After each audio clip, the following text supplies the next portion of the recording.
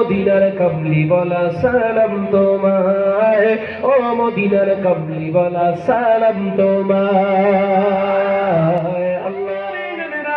নজরে যুবকেরা নবী আমার দিন দুনিয়া বাদশাহ হাবিবুল্লাহ নবী জনাবে মুহাম্মদ রাসূলুল্লাহ সাল্লাল্লাহু আলাইহি ওয়াসাল্লাম। গজল শুনছে না খাচ্ছে? ওই কুলাঙ্গার গুলো আবার বোরকা পরে, বিভিন্ন রকম চুমকি, লাইট পড়লে চ্যাকম্যাক করে। আরে কুলাঙ্গার এসো তোমরা ইসলামে ও মদিনার কামলি বলা সালাম তোমায়, ও মদিনার কামলি বলা সালাম তোমায়। আল্লাহুম্মা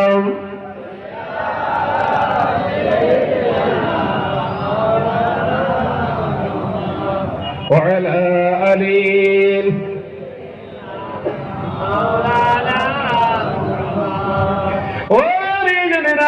নজরে যুবকেরা নবী আমার দিন দুনিয়া বাদশাহ হাবিবুল্লাহ নবী জনাবে মুহাম্মদ রাসূলুল্লাহ সাল্লাল্লাহু আলাইহি ওয়াসাল্লাম পাক জবানে জানিয়ে দিলেন, বাবা সাহাবারা আমি রাসূলুল্লাহ জানিয়ে দিয়ে গেলাম, চারটি হারাম জিনিস যখন জমিনের উপরে প্রতিষ্ঠিত করা হবে, চারটে হারাম জিনিস যখন জমিনের উপরে প্রতিষ্ঠিত করা হবে, আমার আল্লাহ এমন ভাবে পৃথিবীর জমিনে গজব নাযিল করবে যেমন কিনা তসবির সুতা কেটে দিলে একের পর এক জমিনের উপরে তসবিহ দানাগুলো খসে খসে খসে খসে পড়ে, ওই রকম করে জমিনের উপরে আমার আল্লাহ গজবের উপরে গজব দিয়ে শেষ করবে।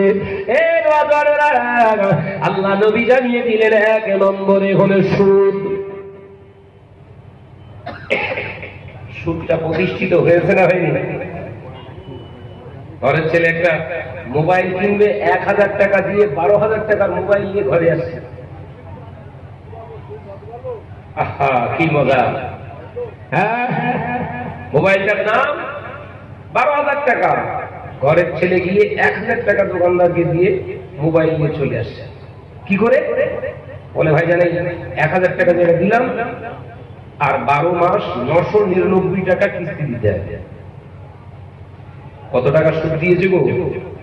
988 টাকা। কত টাকা? কথা বলছে না, সব চুপ করে যারা কিচ্ছু বোঝে।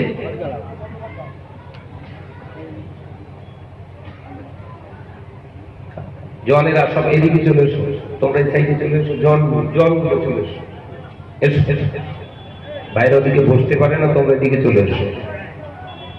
আচ্ছা, ওই ব্যালকনিতে কারা বসে আছে? ব্যালকনি প্লেয়ার গুলো সব ভিতরে ঢোকো। বাবা আমার জন্য বলিনি, এই মাহফিলের যত ইজ্জত করবে আল্লাহ তোমার ইজ্জত বাড়াবে। এসো, হ্যাঁ ব্যালকনি ছেড়ে দিয়ে ভিতরে। এই জনেরা এদিকে এদিকে, ও শিকড় হয়ে গেছে নাকি? সামনের দিক সরিয়ে আনে। বিশ্বনবী বললে সুদ প্রতিষ্ঠিত করা হবে।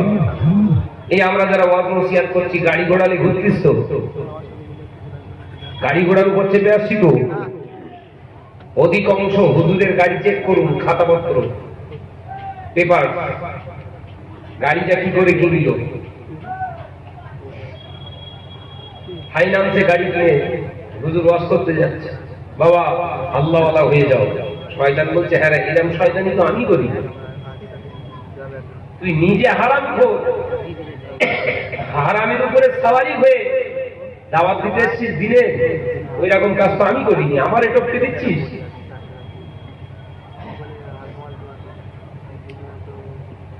নেবে ভাইজান আপনার গাড়ি ব্লু বুকটা দেন তো একটু দেখি, সব ধরা পড়ে। ফাইন্যান্সে গাড়ি কেনা মুমিনদের জন্য কি? চুপ করেছেন সব হারাম। সুদ দেওয়া যেরাও হারাম, নেওয়াও হারাম। হারাম। পায়খানা খাওয়া আপনার জন্য যেরকম হারাম, অপরকে খাওয়ানোটাও হারাম। আপনি করছেন কি? গাড়ি তো আল্লাহ, আমাকেও আল্লাহ চড়াচ্ছে, আমিও তো গাড়ি চাপি, আপনি জান না, কারণ ক্ষমতা নেই আমি তুলে কথা বলবো। যতক্ষণ বাঁচবো 1 ঘন্টা বেঁচে থাকবো আল্লাহর কাছে, এতটুকুই দাবি করবো ওমর ফারুকের মতো বাঁচিয়ে রাখো।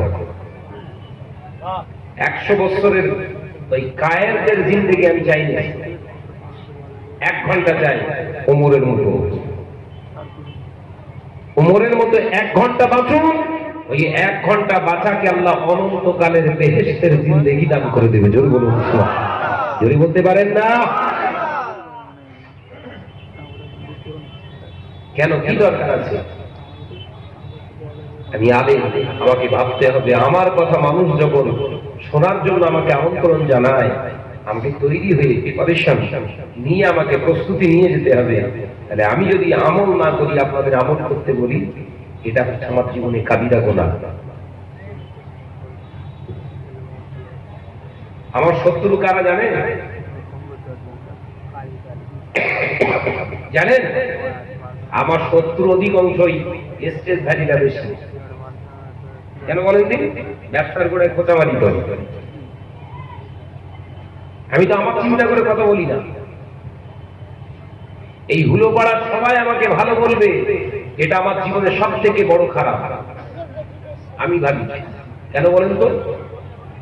হুলো পাড়ার সবাই যদি আমার প্রশংসা করে, তাহলে জানবেন আমার তকদিরটা বড় খারাপ। আমার নবী যে জমিনে এসেছিলেন, সেই জমিনের মানুষগুলো আমার নবীকে মেনে নিতে পারেনি। আমার গ্রামের লোক আমার প্রশংসা করবে, সবাই আমার সাপোর্ট করবে, জানবেন আমার তকদিরটা বড় খারাপ। একজন হালাল খারের একজন হালাল খোরের প্রশংসা কোনদিন হারাম খোর করতে পারে না। একজন নামাজির প্রশংসা একজন বেনামাজি কোনদিন করতে পারে না। একজন মদখোর কখনো যে মদ খায় না তার প্রশংসা করতে পারে না। এর জন্য যুবকেরা, যদি একজন ইমানদারের প্রশংসা বেঈমান করে, ওই বেঈমানের প্রশংসাটা নিয়ে যদি ইমানদারের ভিতরে গর্ব অনুভব হয়, এটাই হলো ওর জাহান্নামে যাওয়ার জন্য যথেষ্ট। কার আশা করেন? সবাই আমার ভালোবাসে। যে বিড়ি খায় সেও ভালোবাসে, যে মদ খায় সেও আমার ভালোবাসে, যে সুদ খায় সেও আমার ভালোবাসে। এই ভালোবাসার কোন মূল্য আছে আমার কাছে? আছে? যদি বলেন ভাই,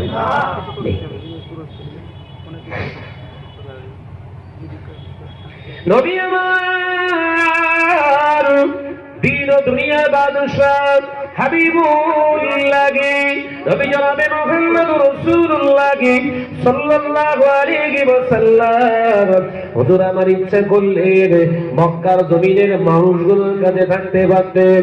আবু লাহাব, আবু জাহেল, উতবা, শাইবা, উমাইয়া ইবনে খালদ এ আল্লাহ নবীকে এত মহব্বত করতেন। তার নবী যতদিন না নবুয়তের দাবিদার, তার আগে নবীকে তারা আলামিন বলেও শান্তি পেত না। আল্লাহ নবীকে সাদিক উপাধি দিয়ে ডাকতেন। জোরে বলুন সুবহানাল্লাহ। জোরে বলতে পারেন না?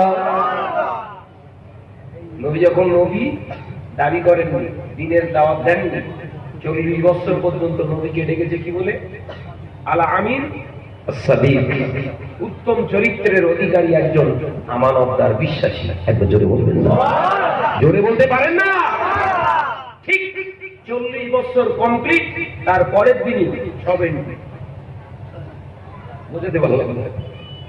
40 বছর পর্যন্ত সবাই পক্ষপাতিত্ব নিয়েছে, আর 40 বছর একদিন, 40 বছর একদিন নবুয়ত পেয়েছে যেদিন, তার পরের দিনে থেকে শত্রু স্টার্ট হয়ে গেল। আমাকে ভাবতে হবে না আমি আলেম, আমার ওয়াজ সবাই আমার প্রশংসা করছে, তার মানে আমার নসিবটা কত খারাপ। কথা বুঝতে পারছেন না নাকি? আত্মসমীক্ষা করার চেষ্টা করেন।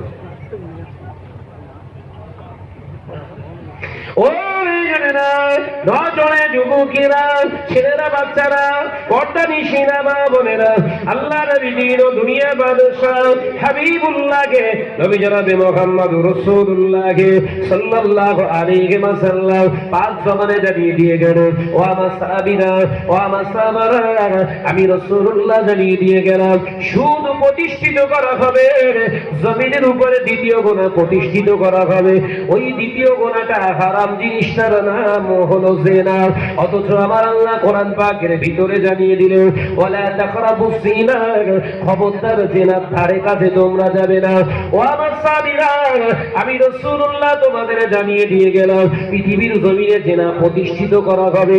2018 সালে আমাদের ভারত সরকার জাহাপানা, আমাদের ভারত সরকারের সুপ্রিম কোর্ট এলান করে দিয়েছে, এই শাহানা শুধু তোমার বউটা তোমার কাছে থাকবে না, তোমার বিবিটা যদি ইচ্ছা করে তোমার বিবিটা তোমার ঘরে থেকে তোমার খেয়ে পড়ে অন্য আরো 6খানা পুরুষের সঙ্গেও মেলামেশা করতে পারে গোপনে, তুমি তার বিরুদ্ধে কোনো স্টেপ নিতে পারবে না। যেটার গোটা বাংলা হলো পরকীয়া। পরকীয়া বৈধ করা হয়েছে বাবা ভারতবর্ষে, আমাদের দেশে পরকীয়াকে হালাল বানিয়ে দেয়া হলো। এ নজরেরা, আমার নবী আজ থেকে 1442 বছর আগে নবী আমার পাঁচ জবানে জানিয়েছিলেন, পৃথিবীর জমিনে জেনা করার জন্য মানুষকে উদ্বুদ্ধ করা হবে। সেটা 2020 সালে আয়নার মতো নবীর হাদিস বাস্তব। জোরে বলুন সুবহানাল্লাহ।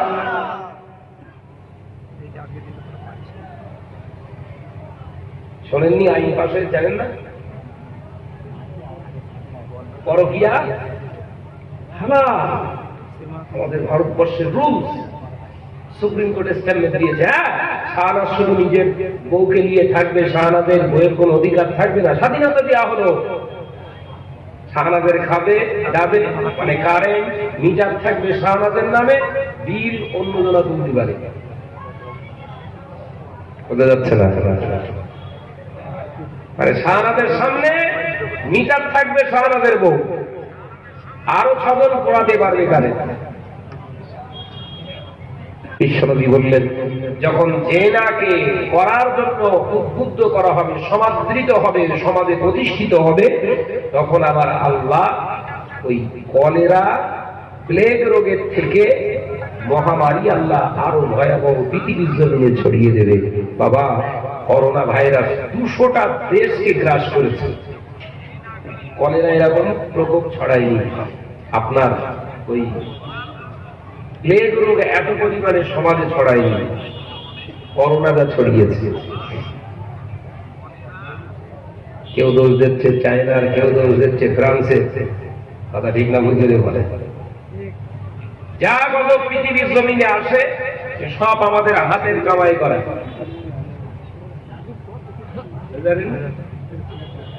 দুনিয়ার উপরে যা কিছু গজব আল্লাহ ফেলবে জানবেন, ওটা আমাদের আহ্বানে এসেছে, সাড়া দিয়েছে, আমরা ডেকেছি তাই এসেছে।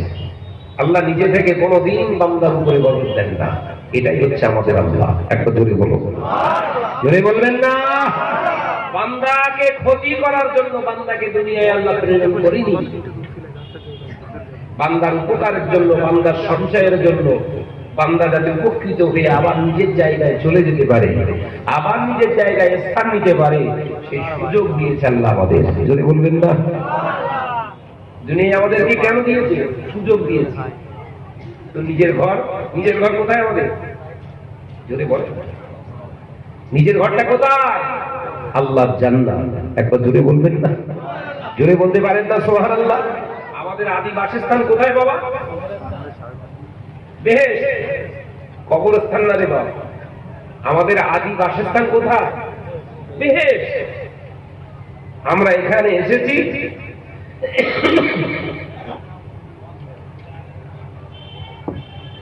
আমাদের জীবনের ত্রুটিগুলোকে মুক্ত করার জন্য, কিছু সঞ্চয় করার জন্য। হ্যাঁ, জনেরা তোমরা আমার কথা শুনবে না? বিশ্বনবী বলেছেন, মাহফিলে যখন বসবে সামনের দিকটা পুষ্ট করে বসবে, মজলিসে যখন বসবে সুন্নতে নববীর উপরে বসবে, তবে এর ফায়দা বেশি, এর ফজিলত বেশি।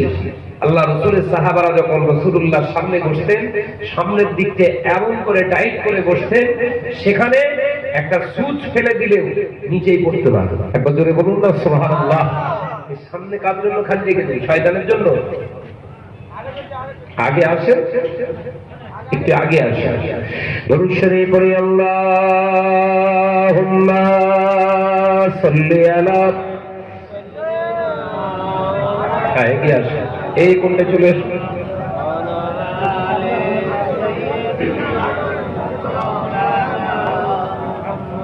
মহাব্বতের সঙ্গে পড়ি, আল্লাহুম্মা সাল্লি আলা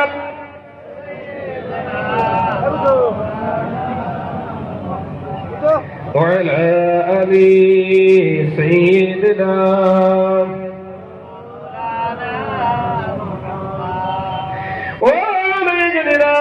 নজরে যুবকেরা, ছেলেরা, বাচ্চারা, পর্দানিশিনা মা বোনেরা, আল্লাহ নবীর দুনিয়া বাদশাহ হাবিবুল্লাহকে, নবী জনাবে মুহাম্মদ রাসূলুল্লাহকে সাল্লাল্লাহু আলাইহি ওয়াসাল্লাম পাক জবানে জানিয়ে দিয়ে গেলেন, ও আমার সাহাবীরা, আমি রাসূলুল্লাহ জানিয়ে দিলাম, দ্বিতীয় নম্বর হারাম জিনিস, হারাম জিনিসটা প্রতিষ্ঠিত করা হবে, সমাদৃত করা হবে, সমাজে মানুষদেরকে উদ্বুদ্ধ করা হবে।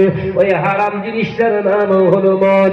মদ বেড়ে যাবে, পৃথিবীর জমিনে রাষ্ট্রনায়কেরা মানুষগুলোকে মদ খাওয়ানোর জন্য আহ্বান করবে, শরাব পান করানোর জন্য পৃথিবীর জমিনে রাষ্ট্রীয় ক্ষমতা হাতে নিয়ে তারা মানুষগুলোকে মদের নেশা ধরিয়ে দেবে। যুবকেরা, সেটা আমরা 2020 সালে বাস্তবায়িত হতে দেখেছি। মানুষ যখন খাদ্য অভাবে, করোনা ভাইরাসের থেকেও আরো ভয়াবহ ভয়, ঢাকায় বেরোলে পুলিশ ঠেঙাবে, এইরকম সিচুয়েশনে মানুষ যখন না খেয়ে ঘরের ভিতরে শুকায়, যদিও সরকার আমাদের দিদি বলেছিল 7 কেজি করে চাল ঘরে পৌঁছে দেয়া হবে, কিন্তু না, ও রাস্তা থেকে গরিবের বাড়ি পর্যন্ত আসতে হয়ে গেছে 2 কেজি। হয়েছিল কেজি দিয়েছিল। এখন সে কথা বলতে হবে, সরকার বলেছে 7 কেজি, আর পেয়েছেন ক কেজি? 4 কেজি, আর 3 কেজি রাস্তায় পড়ে গেছে।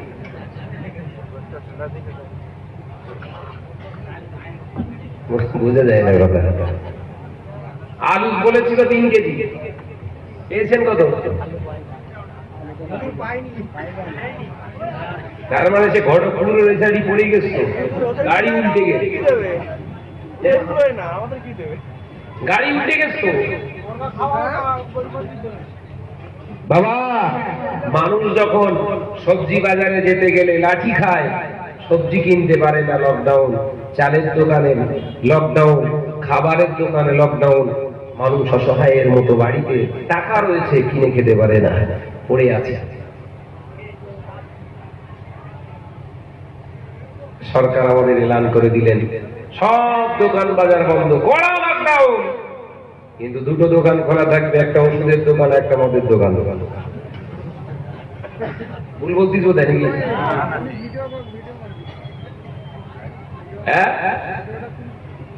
ওষুধের দোকান আর মদের দোকান, যাও ঢালাও অফার। 1 কিলোমিটার লাইন দিয়ে সব মদ কেনার জন্য দাঁড়িয়ে রয়েছে, যেন মনে হচ্ছে সুরা পান করবে, বেহেশতে সুধা। আস্তাগফিরুল্লাহিল আযীম। যে মানুষ দাঁড়িয়ে রয়েছে টানা রোদ ফেলে, কিছু মদ করা সহ্য করতে পারিনি। একজন মদখোর, ও চুরি করে গিয়ে সামনে গিয়ে দোকানের একদম 12-14 জন এক জায়গায় রয়েছে, ওদের ঘাড়ের উপর পা দিয়ে টপ খাবে, নেশা খরিয়ে যাচ্ছে তো, ওদের ঘাড়ের উপর পা দিয়ে যখন টপ খাচ্ছে, পেছন দিক থেকে একজন কি করেছে, ওর প্যান্ট টেনে ধরেছে। আনন্দবাজার পত্রিকা 13ই আগস্ট প্রথম পেজে ছবিটা দিয়েছিল, ওরা এমন জোরে প্যান্টটা টেনে ধরেছে পেছন দিক থেকে, আফালি চাঁদ দেখা যাচ্ছে। কথা বুঝতে পারেননি? পেছন দিক থেকে আফালি চাঁদ দেখা যাচ্ছে। ওরে পেছন দিক থেকে বলতে যারা তোর পেছন দেখা যাচ্ছে তুই নাম বলছো যা পারে হতে যাওয়ার মত দরকার। সরকার অফার দিয়েছে, বুঝতে পারেন হলে কি হবে? আমাদের ভারতবর্ষে 40% অর্থনৈতিক ইকোনমিক শক্ত করে, মজবুত করে লিকুইড ওই মদের অর্থ দিয়ে শক্ত হয়। আমরা সেই ভারতে বসবাস করি। তথ্যগুলো লিখছেন তো নাকি?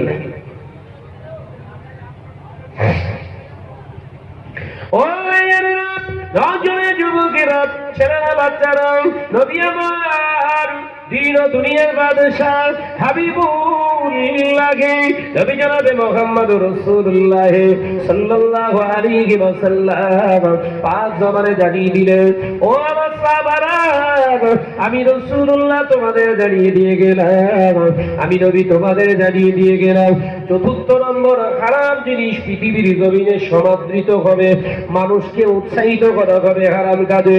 ওই কাজটার নাম হলো জুয়া। পৃথিবীর জমিনে জুয়া প্রতিষ্ঠিত করা হবে। গোটা পৃথিবীর মানুষ জুয়ার দিকে লক্ষ্য করে দুনিয়ার সমস্ত খাওয়া দাওয়া, দুনিয়ার আয় উন্নতির চিন্তা, ধর্মীয় চিন্তা চেতনা বোধ হারিয়ে ফেলবে। ও আমার সাহাবারা, ওই খেলাটা হবে জুয়া খেলা। এই নজনেরা, যুবকেরা, সেটাও আমরা দেখতে পেলাম। আজকে ভারতের জমিনে দেখতে পাওয়া যায়, ভারতের জমিনে কিছুদিন আগে শেষ হয়ে গেল আইপিএল বলে একটি খেলা। আইপিএল খেলা যেটা হয়েছিল দুবাই, যেটা হয়েছিল আবুধাবি, সাজ্জাদে। এ নজনেরা, যুবকেরা, সোনার মালিকেরা, ঘরের ছেলেদের মোদি বাবু অফার দিয়েছে। আপনার মুকেশ আম্বানি ওর চাচতো ভাই অফার দিয়েছে, দুবাইয়ে গিয়ে খেলা দেখতে গেলে 50,000 টাকা খরচ হবে। তুই 50,000 টাকা কেন খরচ করবি? তোর পকেটে আছে যে মোবাইল, ওটা শুধু দিয়ে কানেকশন করে নিয়ে 450 টাকা মার, গোটা আইপিএল খেলাটা বাড়িতে বসে বসে উপভোগ কর। ঘরের ছেলেরা যে ফুরফুরা শরীফের মুরিদ বলে নিজেকে জাহির করত, যে তবলিগ জামাতের বিরাট বড় একজন ফকির বলে মনে করত, সব হুজুর খেজুরি দুর্বাদর গুলো, তাদের বাচ্চাগুলো অধিকাংশ মেজরিটি তারা আইপিএল খেলার বড় বড় সদস্য। কথা বুঝতে পারেননি? এক বলে 6 রান দরকার, মাঠে খেলছে ধোনি, কি ধরা ধরবেন তার ঠিক নেই। ব্যাট করছে ধোনি, বল করছে বোলার, এক বলে 6 রান দরকার। ধোনির কোনো টেনশন নেই, জানে 6 মারলেও মাল পাবো, না মারলেও মাল পাবো, কারণ এগ্রিমেন্ট হয়ে গেছে আমার। যে বল করছে সে বোলার, সেও চিন্তা করছে যদি আউট হয় তাও মাল পাবো, আর যদি 6ও মারে তাতেও মাল পাবো। অত টেনশন নিয়ে লাভ নেই, বিবি ছেলে বেরিয়ে আছে, ওসব চিন্তা করে বল কর। দৌড়াচ্ছে বল নিয়ে, ব্যাট করছে দাঁড়িয়ে দাঁড়িয়ে। আর আব্দুল গফুর মিয়ার ছেলে মোবাইল সামনে দিয়ে চুল ছিটছে, ভুল বলতে তো দেয়, চুল ছিটতেছে। বল শুধু হাত থেকে থ্রো করেছে, বলটা ছুঁড়েছে, ব্যাস বলটা বাতাসের উপরে রয়েছে। আব্দুল গফুরের ছেলে তখন চোখ বুঝে বলছে, আল্লাহ 6 হইও। আল্লাহকে কত হতে বলছে? আল্লাহ কয় ও কত নম্বর বেঈমান? আমার ওয়াজ মনে ছেলেদের বুঝতে পারে কত নম্বর। এও বেঈমানের কোন সিরিয়াল আছে?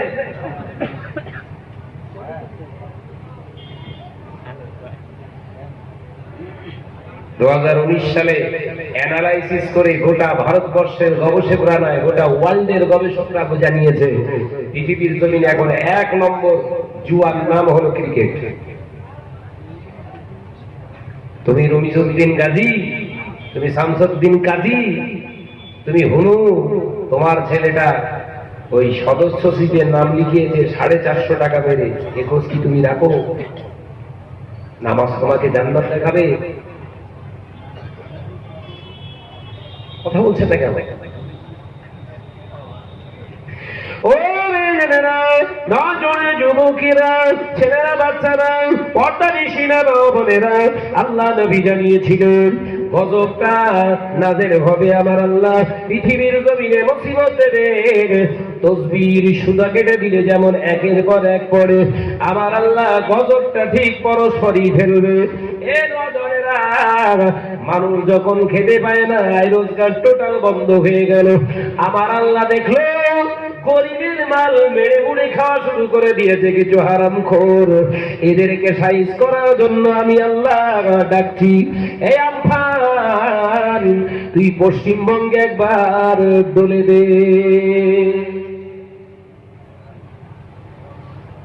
গজব চলছে, তার উপরে আবার বাড়ি।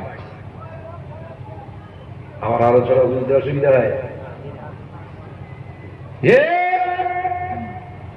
আল্লাহ ভেবেছিল, আল্লাহ হয়তো ভেবেছিল করোনা ভাইরাস দিয়েছি, পৃথিবীর অহংকারী, তাকববারী, সুদখোর, হারামখোর, জেনাখোর একটু কমবে বোধহয়, কিন্তু দেখলো আরো বেড়ে গেল।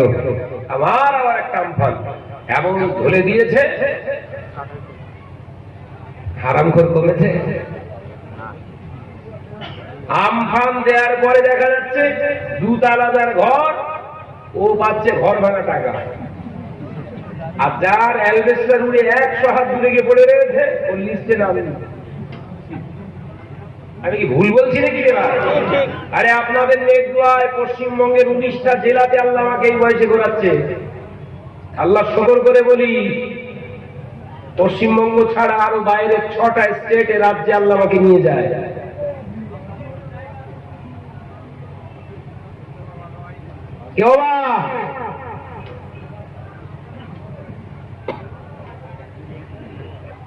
বলছে ভাইজান, দক্ষিণ 24 পরগনা ওই ভোলা থানার অন্তর্গত আমিরপুর বলে একটা জায়গায় জলসা করতে গেছি।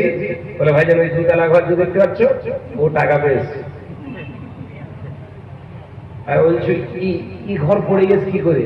না ভেঙে ফেলেছে। বলছেন না, ওই সেই আমফানে পড়ে রয়েছে, ওর লিস্টে নাম আসি।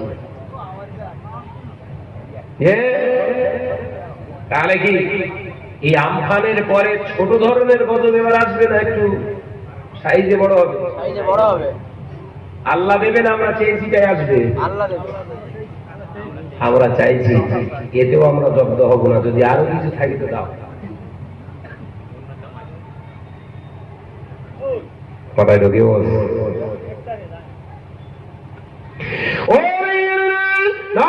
যুবকেরা, ছেলেরা, বাচ্চারা, পর্দা নিচ্ছি না মা বোনেরা, আল্লাহ নবী দুনিয়ার বাদশাহ হাবিবুল্লাহকে, নবী জনাবে মুহাম্মদুর রাসূলুল্লাহকে সাল্লাল্লাহু আলাইহি ওয়াসাল্লাম পাক জবানে জানিয়ে দিয়ে গেল, ও আমার সাহাবীরা, আমি রাসূলুল্লাহ জানিয়ে দিয়ে গেলাম, এমন একটা দিন আসবে, এমন একটা সময় আসবে, এতিমের মাল মেরে মুচড়ে খাবে পৃথিবীর জমিনে ধর্মার ব্যক্তিরা, এতিমের মাল মেরে মুচড়ে খাবে।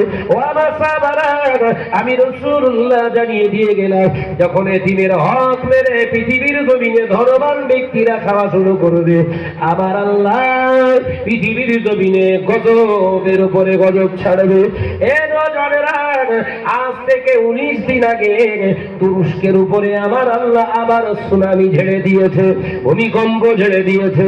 এ নজরেরা, যুবকেরা, সাবধান হয়ে যাও, সাবধান হয়ে যাও, এখনো সময় আছে, তওবা করো। আজকাল ঘরের ছেলেরা হাজার হাজার টাকা খরচ করে জলসা দেয়, এইরকম নবিয়ানা মাহফিলে আবার মেয়ে ভাড়াও করে আনে।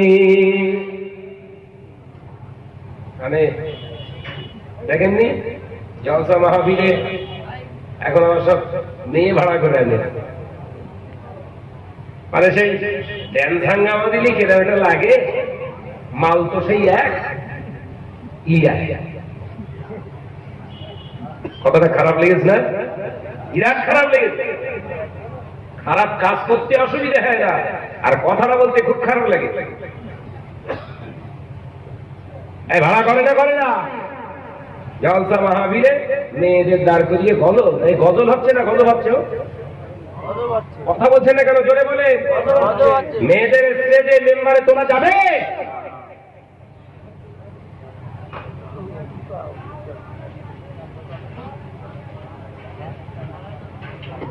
মেয়েরা ছেলেরা গজল গাইছে, ঘরের বুবু ভাবি খালা ভাবি সব এসে সামনে দাঁড়িয়ে রয়েছে। ও সিঁড়ি দেখে মেয়েরা সব সামনে দাঁড়িয়ে রয়েছে, মাইক্রোফোনেরা উল্টো করে ধরেছে।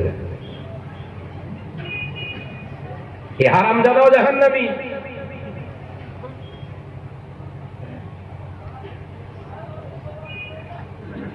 যে সমস্ত ঘরের ছেলেরা মহিলাদের ভাড়া করে স্টেজে তোলে, এরা হলো রসুলের দুশমন। ঢুকিয়ে নেন, একদম হাদিস থেকে বলছি। বিশ্বনবী যখন অসুস্থ, আল্লাহ নবী যখন অসুস্থতা বোধ করছে, সাহাবায়ে কেরামেরা বললেন, প্রস্তাব রাখলেন, ইয়া রাসূলুল্লাহ, ইয়া হাবিবাল্লাহ, হুজুর আপনার জায়গায় আমরা এবার আমাদের মনোনীত প্রার্থী হিসাবে আম্মা আয়েশাকে দেখতে চাই। আল্লাহর নবীর চেহারা মোবারকটা লাল হয়ে গেল। ও আমার সাহাবারা, ও আমার সাহাবীরা, আমি নবী বলছি না, এই মেম্বারটা হলো অনলি ফর আপনার পুরুষের জন্য। যেদিনে দেখবে এই মেম্বারে নারীদের আগমন, কিয়ামত বেশি দেরি না।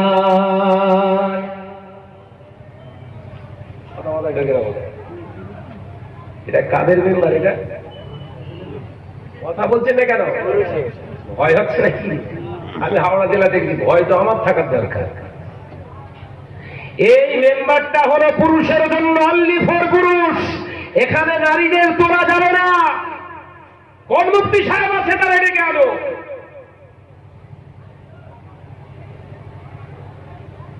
কিছু কিছু হুজুরুনি করছে আমার দেখছি, বোরকা টোরকা পরিয়ে আবার স্টেজে বসিয়ে রেখে। চালাকি দিয়েছ। নবিয়ানা মাহফিল, এটা তোমার বাপের পৈতৃক সম্পত্তি নয়। নাম দিয়ে দাও বাপের পৈতৃক সম্পত্তি মজলিস, কেউ প্রতিবাদ করবে না। নাম দিচ্ছ নবিয়ানা মাহফিল, আর সেখানে নবীর বিরুদ্ধে আচরণ হবে, আমার মতো চুটকমলি সাহেব সহ্য করবে না। এ কথা বলছেন না কেন? যুবতী মেয়েটা গজল গায়, ছোট ছোট বাচ্চারা এসে সামনে বসেছে, জোয়ান ছেলে ওকে হাতে বলছে, তোরা কি বুঝিস গজলে, চল যা। বাচ্চাদের পেছনে হটিয়ে দিয়ে জোয়ান যুবক ছেলেগুলো গজল শুনছে। গজল শুনছে না খাচ্ছে? ওই কুলাঙ্গার গুলো আবার বোরকা পরে, বিভিন্ন রকম চুমকি, লাইট পড়লে চ্যাকম্যাক করে। আরে কুলাঙ্গার, তুই জানিস বোরকা কারে কয়?